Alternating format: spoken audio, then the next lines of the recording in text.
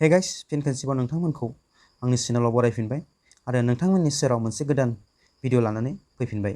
आयदाया जाबाय ससियेल स्टाडिसनि रांखान्थि बिगियान एबा इक'नमिक्स आयदानि माखासे गोरलै गियान लानानै फैदों। बे आयदायाबो गासिबो कम्पिटिटिभ एग्जामनि थाखाय जोबोद गोनांथार मोनसे आयदा। बे आयदानि सायावबो सोंथि फैथारबाय थानायखौ जों नुनो मोनो। नोंथांमोनखौ फैबाय थानाय गासिबो एग्जाम्सफोरनि थाखाय एसेब्लाबो मदद खालामगोन होनना आं सानो। आं बिदिनो गासिबो एग्जाम्सफोरनि थाखाय गोदान गोदान भिडिअ लानानै फैबाय थायो। नोंथांमोननि बिदिनो अननाय आरो अनसायनाय मोनबाय थायोब्ला बिदिनो सिगां फारसेबो गोदान गोदान भिडिअ लानानै फैबाय थागोन। नोंथाङा जुदि आंनि चेनेलखौ दासिमबो साबस्क्राइब खालामाखैब्ला चेनेलखौ साबस्क्राइब खालामना आंखौ सापर्ट खालाम। फैदो दाना गोलाव खालामालासिनो भिडिअखौ जागायनोसै। नाम्बार 1 कुइसन। भारतारि रांखान्थिया जाबाय, जोंहा मा नांदों भारतनि रांखान्थिया माबायदि? भारतनि रांखान्थिया जाबाय गलाय रांखान्थि, अपसन क। भारतनि रांखान्थिया जाबाय गलाय रांखान्थि। नाम्बार 2 कुइसन। सुबुं सम्पद दावगानायनि बबे मोनसेया थांखि नङा? अब्ला जोंहा मा नांगौ? सुबुं सम्पद दावगानायनि बबे मोनसेया मा थांखि नङा? अब्ला बेयाव जोंहा मोनब्रै अपसन होनाय दङ। बे मोनब्रै अपसनफोरनि गेजेराव बेनि राइट एन्सारा जागोन अपसन क, देहा फाहामनाय सिबिनाय। नाम्बार 3 कुइसन। बबे मोनसेया दिहुननायनि दालाय नङा? अब्ला जोङो मा नांदो गाहायाव होनाय मोनब्रै अपसननिफ्राय बबे मोनसेनिफ्राय जोङो दिहुननो हाया? अब्ला जोंहा बेयाव मा आसोल रां बेनिफ्राय दिहुननाय, हानिफ्राय दिहुननो हायो हाथाय, जोंहा मा मार्केट बेनिफ्राय जों मा दिहुननो हाया। बेनि राइट एन्सारा मा जागोन? अपसन ग, हाथाय एबा मार्केटनिफ्राय जों मा दिहुननायनि, हाथाय एबा मार्केटआ मा मोनसे दिहुननायनि दालाय नङा। देनानै नेक्स्ट कुइसन। सुबुं सम्पद फोरमायो। अब्ला जोङो सुबुं सम्पद होननानै बुङो, नङा होमब्ला? जोङो बे सोंथिखौ नायनोसै। सुबुं सम्पद माखौ बुंनाय जायो? दिहुननाय खामानियाव हेफाजाब होनाय सुबुंखौ। बेथ' जानो हाया, नङा होमब्ला? सोलोंथाइ गोरों सुबुंफोरखौ, खालि जों मा सोलोंथाइ गोरों सुबुंब्लानो जों मा बेखौ सुबुं सम्पद बुंनो हाया। जुदि बेयो सोलोंथाइल' रोङोब्ला, जुदि गुबुन खामानियावनो उदायाब्ला जों बोरै सुबुं सम्पद बुंनो, नङा होमब्ला? बे जानो हाया। बिनि उनाव मा हादरनि गासै सुबुंफोरखौ, जोंथ' हादरनि गासैबो सुबुंफोरखौ सुबुं सम्पद होननानै बुङा, नङा होमब्ला? अब्ला बिनि राइट एन्सारा मा जागोन? नैबे जों मिथिखाबाय घ, मावनायनि जोथोन हमनो हानाय मानसिखौ जों मा बुङो? सुबुं सम्पद होननानै फोरमायो। नाम्बार 5 कुइसन। गोदान रांखान्थिया नाम्बार 5 कुइसन। गोदान रांखान्थि राहाया लांदां जायगा रोखोमनि। जों मा नामदो नाम्बार 5 कुइसनाव गोदान रांखान्थि राहाया बेसेबां रोखोमनि? अब्ला जोंहा बेनि राइट एन्सारा जागोन अपसन क, 4 रोखोमनि। दाना नाम्बार 6 कुइसन। समाजारि दावगानायनि गाहाय थांखिया, जोंहा मा समाज मोनसेया माबायदि दावगायो, नङा होमबा? जोङो समाज मोनसेखौ माबायदि दावगाहोनो हायो, बेनि थांखिया जोंहा मा? बेनि राइट एन्सारा जागोन अपसन ख, जिउ खांनायनि मान दावगानाय। नाम्बार 7 कुइसन।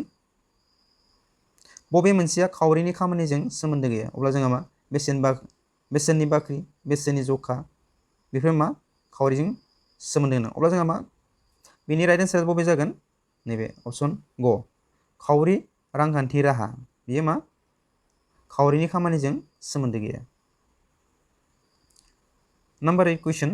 भारतारि रिजार्भ बेंक गायसननाय मायथाइया, जों मा नामदों नाम्बार 8 कुइसनाव भारतारि रिजार्भ बेंकखौ माब्ला गायसननाय जादोंमोन? बेनि राइट एन्सारा जागोन अपसन घ, 1935। नाम्बार 9 कुइसन। रांखान्थि दावगानायनि आय दिन्थिग्राया जाबाय, जोंहा मा नांदों रांखान्थि दावगानायनि माने इक'नमिक डेभेलपमेन्ट, आय माने जोंहा इनकाम, नङा होमब्ला? दिन्थिग्राया जाबाय गुबै हादरारि आयनि मान बांनाय। अब्ला बेनि राइट एन्सारा बे कआनो जागोन, गुबै हादरारि आयनि बांनाय मान। दे दाना नेक्स्ट कुइसन। नाम्बार 10 कुइसन। माबे मोनसेया आसामनि रांखान्थि जौगानायाव जानगार नङा? अब्ला जोंहा मा बेनि राइट एन्सारा जागोन अपसन ख, समाजारि आबहावा। जोंहा मा समाजारि आबहावाया आसामनि रांखान्थि जौगानायाव मा जानगार नङा। फैदो दा नेक्स्ट कुइसन।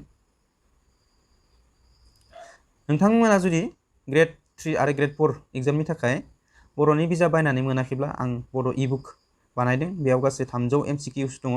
पे खालामना डाउनलड खालामना लानो हागोन। बेनि लिंकखौ आं डिसक्रिप्सनाव होनानै दोनदों। पे खालामनायनि उनाव एबा पे जाखांनायनि उनाव जुदि डाउनलड खालामनायाव माबाफोर प्रब्लेम जायोब्ला आं डिसक्रिप्सनाव कन्टेक्ट नाम्बार होनानै दोनदों, बेयाव कन्टेक्ट खालामनो हागोन। फैदो दाना नाम्बार 11 कुइसनाव मुलुग फालांगि संस्था एबा आफाद गायसंनाय जादोंमोन। जोंहा माब्ला गायसंनाय जादोंमोन होनोब्ला 1995 मायथाइयाव। अप्शन ग।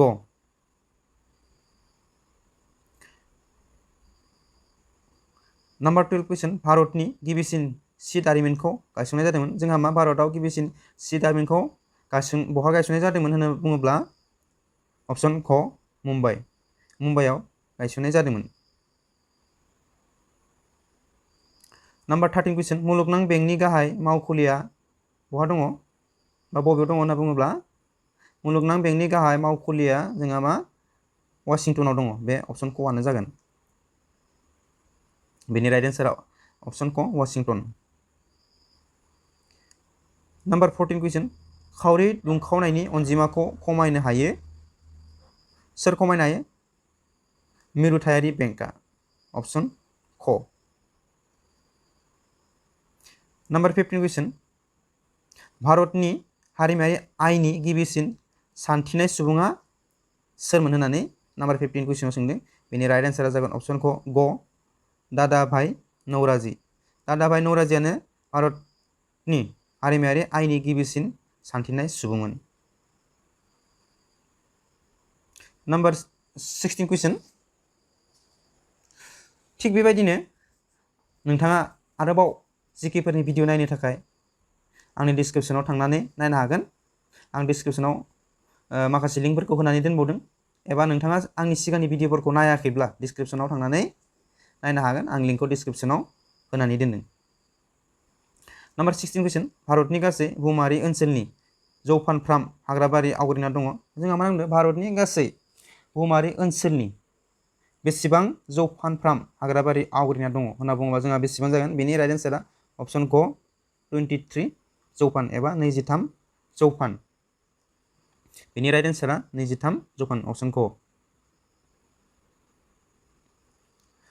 नाम्बार 17 कुइसन भारतनि बबे रायजोआव इउरेनियाम मोननो थाङा? अब्ला बेनि राइट एन्सारा जागोन अप्शन क तामिलनाडु।